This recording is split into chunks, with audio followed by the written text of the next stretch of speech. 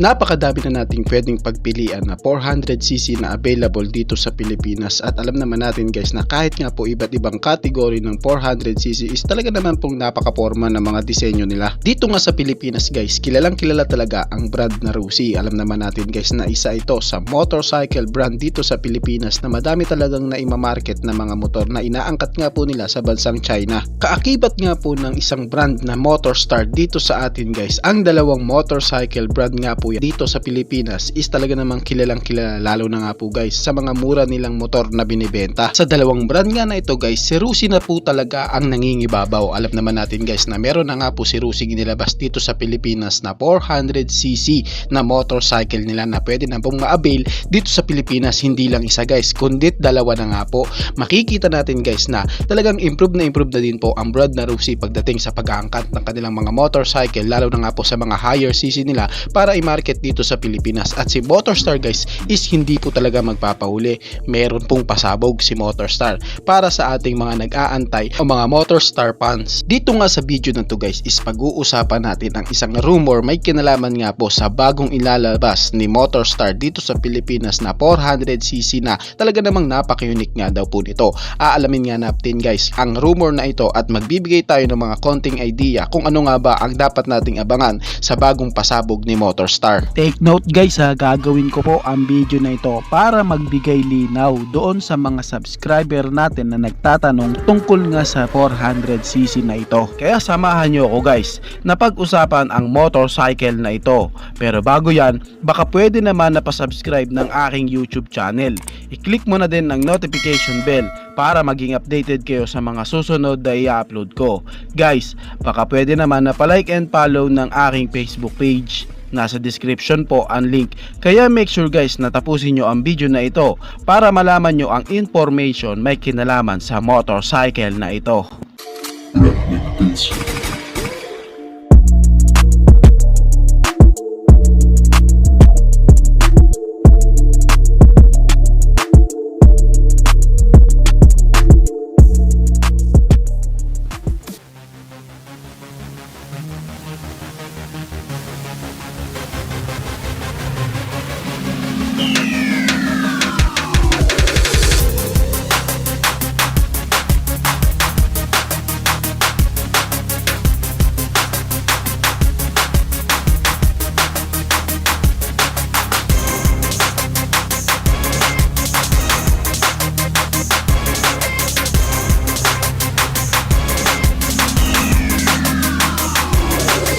Ang tinutukoy ko nga guys is walang iba kundi si Motorstar Z400V.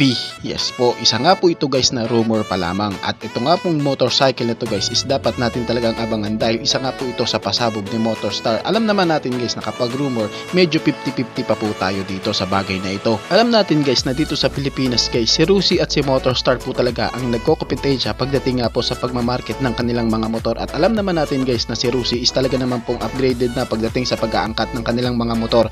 Meron na din po silang mga 400cc na available dito sa Pilipinas na kanila nga pong ibinibenta. At pagdating nga po sa senaryo kay Motorstar, kitang-kita natin guys na napag-iiwanan na talaga siya. Sa una nga pong senaryo pa'y kinalaman sa 400cc kung sinong unang naglabas dito sa ating bansa, makikita natin guys na nangingibabaw talaga dyan si Motorstar. Si Motorstar nga po ang unang naglabas sa dalawang brand na ito dito sa Pilipinas ng 400cc. Ito nga pong Cafe 400cc. At ngayon nga pong 2023 guys, talagang kitang-kitang napag-iiwanan na po ang brand na Motorstar ni Rusi. Kasi si Rusi guys is marami na din talagang inilabas na mga bagong motor, pero kapansin-pansin guys na si Motorstar is sa mga small engine displacement lang sila naglalabas. Pero ngayon nga guys is meron nga pong kumakalat na isang rumor na maglalabas nga daw po si Motorstar ng isang 400cc na talaga naman pong napakaangas ng itsura nito. Ito nga guys is talagang kaabang-abang kasi guys tunog-tunugan nga daw po na ang motor na ito is meron nga pong futuristic na disenyo. Sabi nga po sa ilang pang chismis marites guys, sasabay na din daw po ang power output ng kanilang inaabangan na motor ni Motorstar dito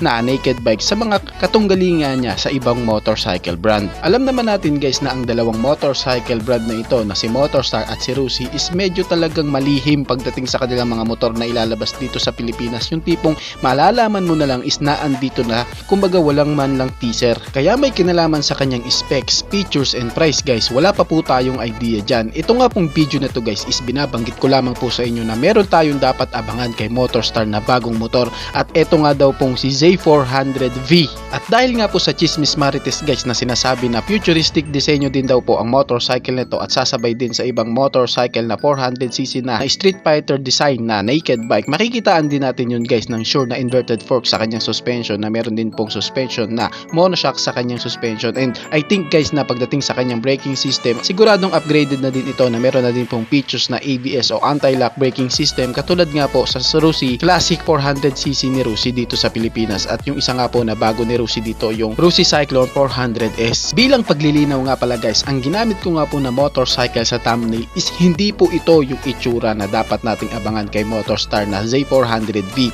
Ginawa ko lang po o ginamit ko lang po ang motorcycle nito dahil sa wala pa pong actual photo ng motorcycle na iyon. Kapansin-pansin guys na agad ko nga pong ginawan ng video ang about sa 400cc na ito, kasi kitang-kita din naman natin guys sa senaryo ni Rusi Cyclone 400S na biglaan na nga lang pong dumating yan dito sa Pilipinas. Yung tipong wala man lang tayong kahit hint, yung tipong alam lang natin na meron demo unit dito, pero ito nga pong motor na to guys is meron nga pong nagtimbre sa akin o isang source na talagang mapapaniwalaan na meron nga po daw na ilalabas si Motorstar na bagong 400cc na kanila nga pong iniluluto, yung tipong binabalak ilabas dito sa Pilipinas. Pero ganun pa man guys, ang Motorstar Z400V is isa pa lamang pong rumor, kung tipong nasa 50-50 stage pa po tayo pwedeng lumabas dito o iangkat ni Motorstar, or pwede din pong hindi. Kaya may kinalaman nga po sa update, may kinalaman sa motorcycle nito guys, agad ko din po kayong sasabihan, at syempre more on tututukan ko talaga to guys para ma-update kayo kung ano-ano ang mga mangyayari tungkol nga po sa 400cc na ito. Madami nga po tayong dapat abangan sa 400cc na ito, katulad lang po ng kanyang itsura, kung ano nga ba o kung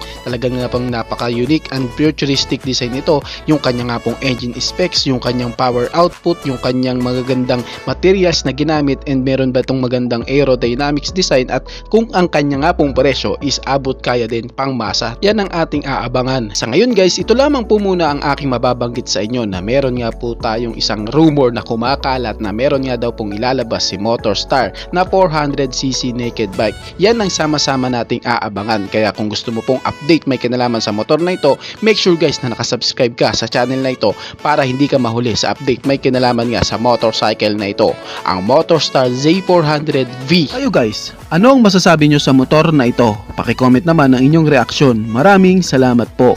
Bago matapos ang video na to guys, baka pwede naman napahingi ng isang like mula sa inyo bilang pagsuporta sa ating munting video. Maraming salamat po. So pwede mo na rin i-share para din malaman ng iba nating mga ka-rider. Sa tingin ko guys is dito ko na lamang po tatapusin ang ating vlog. I hope na nag-enjoy kayo sa aking hinandang video para sa inyo. Pinasisigla ko din kayo guys na i-subscribe ang aking YouTube channel. I-click mo na din ang notification bell para maging updated kayo sa mga susunod na i-upload ko. So dito ko na lamang po tatapusin. Maraming salamat po. Ichi boy. Thank you!